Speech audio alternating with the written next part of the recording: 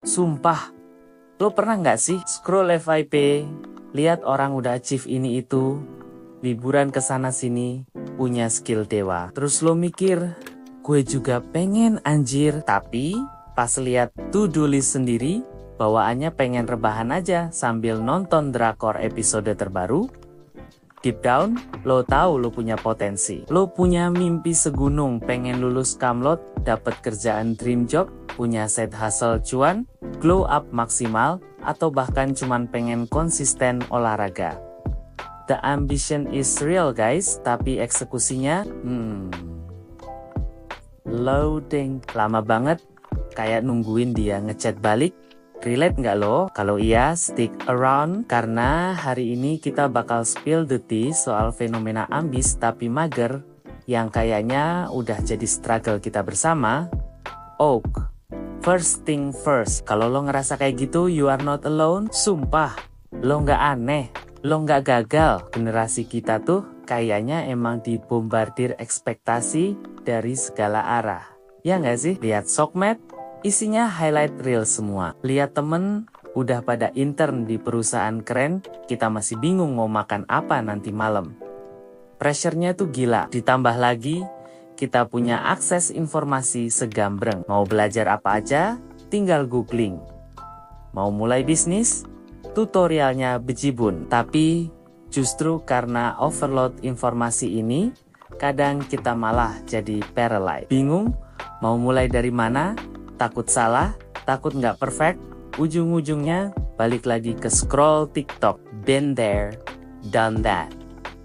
Jadi, it's okay buat ngerasa ambisius sekaligus mager. Itu bukan berarti lo pemalas sejati atau nggak punya masa depan. It just means you're human, dan mungkin lo butuh strategi yang beda buat nge-tackle mimpi-mimpi lo itu. Nah, biar kita bisa nemuin solusinya, kita perlu ngerti dulu nih, kenapa sih virus mager ini nempel banget, padahal ambisi udah membara? Ada beberapa kemungkinan. Pertama, takut gagal. Kadang, saking pengennya hasil yang perfect, kita jadi takut buat mulai. Takut jelek, takut dikritik, takut nggak sesuai ekspektasi. Akhirnya, mending nggak mulai sama sekali. Classic perfectionist trap. Kedua, overwhelm sama goal yang kegedean mimpi kita. Jadi miliarder sebelum umur 30, kenyataannya beresin kamar aja susah. Goal yang terlalu besar tanpa dipecah jadi kecil-kecil itu bisa bikin kita down duluan sebelum perang. Rasanya kayak nggak mungkin dicapai. Ketiga, kurang jelas why-nya. Kenapa lo pengen goal itu? Cuma karena ikut-ikutan temen? Atau karena disuruh orang tua? Kalau why-nya nggak kuat dari dalam diri lo sendiri, gampang banget buat kehilangan arah dan semangat di tengah jalan. Keempat, energi habis sama distraksi. Let's be real, notifikasi HP kita tuh kayak mantan yang nggak bisa move on, ganggu mulu. Belum lagi godaan binge watching series terbaru, energi dan fokus kita kesedot ke hal-hal yang instant gratification, bukan ke long term goal. Kelima, burnout is real. Mungkin lo bukan males, tapi lo capek. Capek fisik, capek mental. Terlalu banyak pressure, kurang istirahat.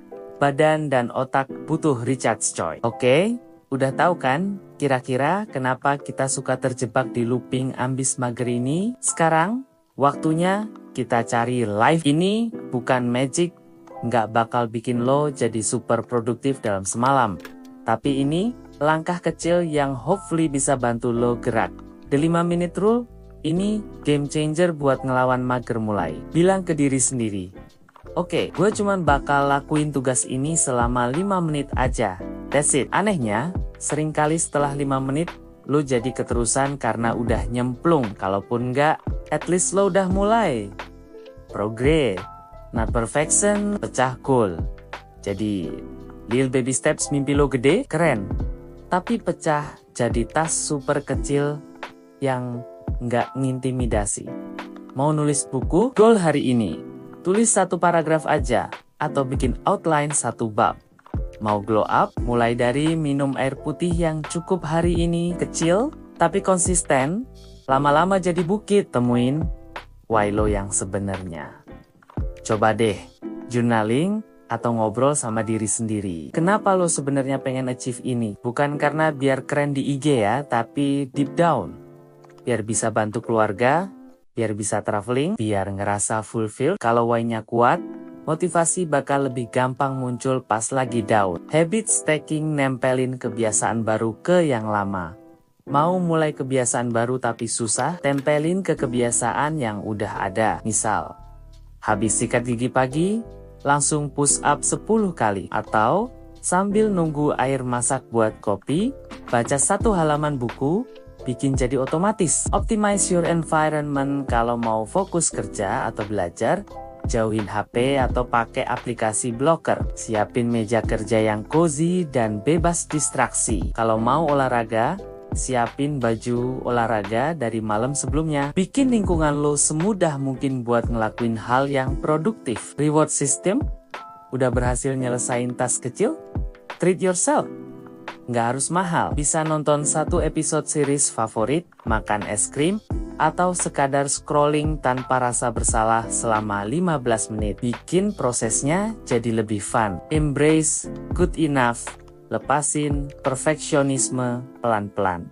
Kerjain aja dulu, review belakangan. Mending punya hasil yang cukup bagus daripada nggak ada hasil sama sekali karena nungguin sempurna. Done is better than perfect. Rest is productive. Seriously, jangan remehin kekuatan tidur cukup dan break yang berkualitas. Kalau lo burnout, mau seambis apapun, badan nggak akan bisa diajak kerjasama. Jadwalin waktu istirahat lo sama pentingnya kayak jadwalin tugas. Cari accountability buddy. Ajak temen yang punya goal mirip atau yang bisa saling support. Bisa saling check in progress, saling ngingetin, atau bahkan kerja bareng. Kadang kita butuh sedikit pressure positif dari orang lain. Guys, ingat ya, being ambitious but sometimes lazy itu bukan dosa. Mungkin ini cara tubuh dan pikiran kita ngasih sinyal. Sinyal buat istirahat, sinyal buat ngevaluasi lagi goals kita, atau sinyal buat cari cara kerja yang lebih sustainable dan cocok buat personality kita. Jangan terlalu keras sama diri sendiri. Celebrate small wins. Kalau hari ini lo cuma bisa lakuin 1 hal kecil dari list lo, that's still progress. Jangan bandingin chapter 1 lo sama chapter 20 orang lain di Sokmed. Focus on your own journey. Mungkin mager itu bukan musuh, tapi bisa jadi guru. Guru yang ngajarin kita pentingnya balance, pentingnya dengerin diri sendiri, dan pentingnya nemuin ritme kita masing-masing. Santuy tapi pasti, itu mungkin vibe yang lebih cocok buat kita geng ambis mager. Oh, jadi recap dikit ya hacks buat geng ambis mager mulai dari 5 menit aja. Pecah goals jadi kecil. Temuin why lo habit stacking. Optimalin lingkungan, kasih reward, lepasin perfeksionisme, istirahat yang cukup, dan cari teman seperjuangan. Yang paling penting, be kind to yourself. Nah, sekarang gue pengen denger dari lo, apa sih struggle terbesar lo sebagai kaum ambis tapi mager? Atau lo punya hacks jitu lainnya? Drop di kolom komentar di bawah ya, gue pengen banget baca, dan kita bisa saling support di sana. Kalau lo ngerasa video ini relate parah atau ngebantu, jangan lupa kasih like jempol ke atas. Biar gue tahu konten kayak gini dibutuhin apa enggak. Dan biar lo gak ketinggalan spill the tea atau life hacks lainnya buat navigasi hidup ala Gen Z. Pencet tombol subscribe dan nyalain lonceng notifikasinya, it's free.